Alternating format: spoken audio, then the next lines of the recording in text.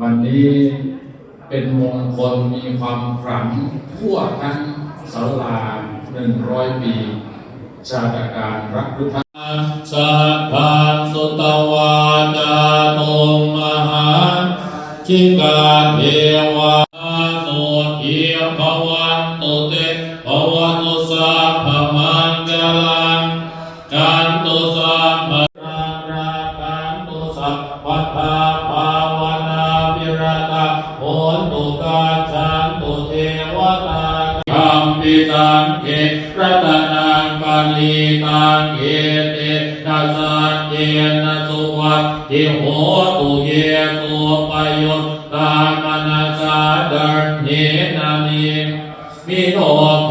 ตมะสาสนะอิเตปาติปาตะมีเข้าสู่ราศีกุมเป็นเกษตรราศีบดีในข้อสอบที่